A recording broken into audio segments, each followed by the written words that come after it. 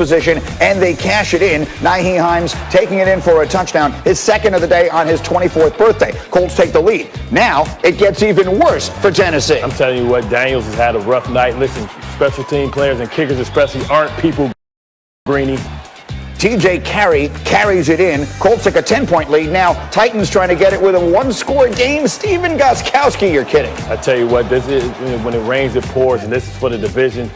Turning directly into points. Jacoby Brissett comes back and he uses all that strength. I tell you what, it's getting tough in Tennessee, Green. It is indeed. The Titans get doubled up at home on what was a rough night, 34-17. Indianapolis is your final.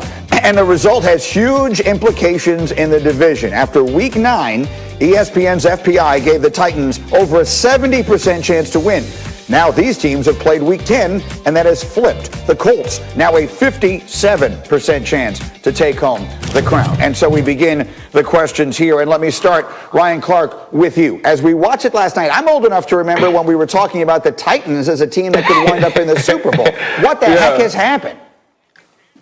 Listen, the Tennessee Titans need to get LifeLock because there was an identity theft last night. When you think of the Tennessee Titans, you think of being physical in the run game. You think of playing good defense. You think of being good on special teams. That's what a Mike Vrabel football team is supposed to be, but they weren't that. You think of a quarterback that makes all the efficient plays and protects the ball. We watched that happen with the Indianapolis Colts. So we saw the Tennessee Titans get beat at their own game. They couldn't stop the run, the short passing game for the Indianapolis Colts got rolling, and they did come up with some big stops on the goal line and some fourth down stops, but the Indianapolis Colts moved the ball up and down the field on the Tennessee Titans, and this is beginning to be a problem for this Mike Vrabel football team. They don't stop people. The only team that they've stopped is the Chicago Bears, but right now Bart, me, Nico, Brody, and Kim can get out there and stop the Chicago Bears. And so if you are the Tennessee Titans, if you are Mike Vrabel, you're getting to a critical point in this season. You have to turn things around, or you'll start to question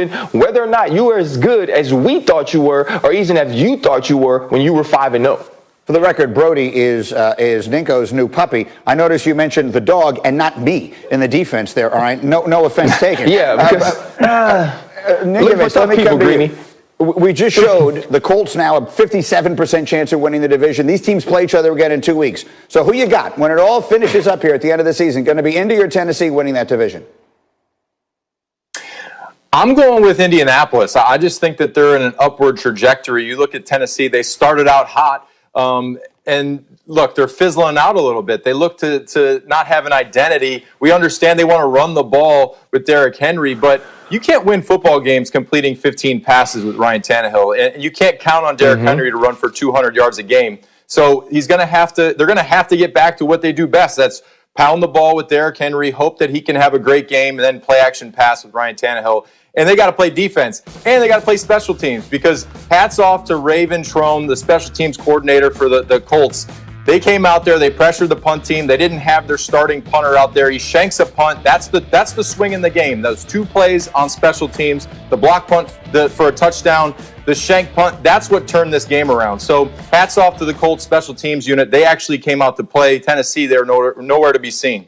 100% right. But by virtue of their fast start this year, Tennessee gave themselves a little wiggle room. So who you got, Tennessee or Indy in the long run? I tell you what, I got Tennessee by a hair. I mean, yesterday was pivotal so they can pull it closer. But when I look at the remaining schedule, I look at the Colts. Yes, they play Tennessee again, but they have Green Bay, Pittsburgh, the Raiders, and they have Tennessee again. So I'm going to say that, the Tennessee Titans have a better opportunity. They have to shore up their special teams.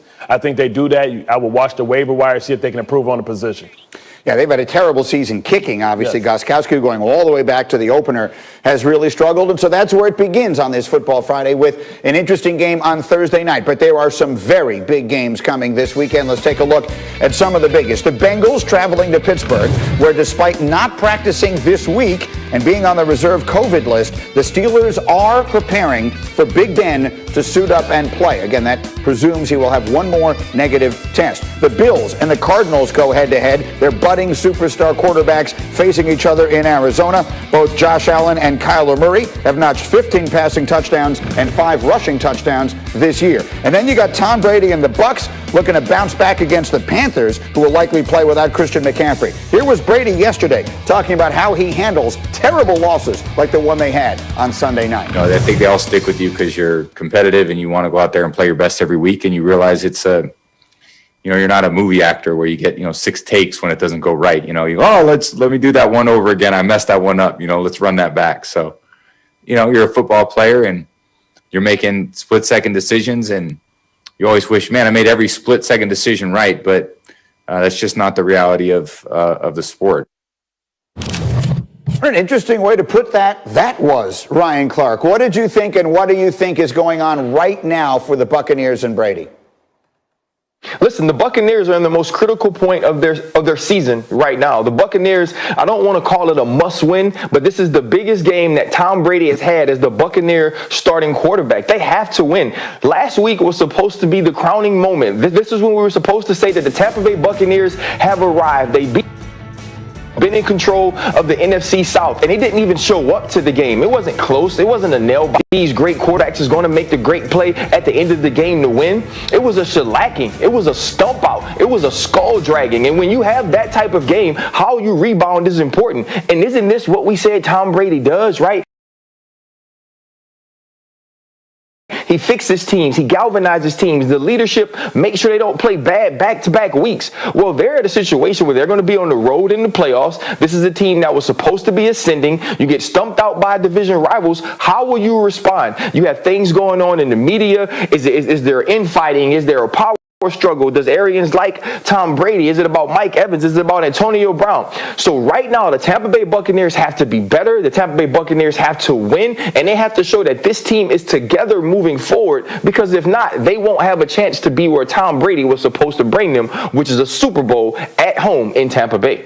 That's an important piece of this that you bring up. So, Kimberly, what are you hearing from inside there about the possibilities of some of these relationships, particularly with regard to Antonio Brown's arrival? Yeah, I think it's easy to blame AB when chemistry is an issue, when offenses look bad. But from what I'm hearing, he has not been the issue. If anything, he has been putting in extra work, trying to get up to speed, trying to get in the playbook, trying to develop chemistry with Tom Brady. Somebody described it to me as he's going overload, which is what you want. And I think, unfortunately for AB, he's just going to be that piece where you wonder what's really going on behind the scenes. But keep in mind, they had issues before he got here. You talk about these losses. When Tom Brady does not have time to throw, look out. He is not comfortable. You talk about the offensive line. They haven't given him time. Mike Evans, where's that connection? And I know that you, Bart Scott, are looking at someone, and it's not even one of the players. Right, it's Bruce Arians, right? Because I believe it's a clash of philosophies. We know that Tom Brady performs better when it goes through the running game. He's all about play action. He's all about death by 1,000 paper cuts. But Bruce Arians, the narrative on Bruce Arians, I remember going against him in Pittsburgh, has always been that he wants to go for the big deep ball. He wants to go with the 7-step drops. That's not what Tom Brady does. 7-step drops exposes him because it's a lack of mobility within the pocket. So they have to settle down on what type of personnel group is the best personnel group for them. I think they need to lean more on Leonard Fournette and Ronald Jones and set the play action up, for Tom Brady down the field. When you see him dropping back, it's all these 7-step drops, and that gives the defensive line the opportunity to come back and really attack him. Trying to have to figure out the chemistry. They need to settle, I believe, on the 2 tight end sets and go through the running game and let AB be a surplus. Let him be extra.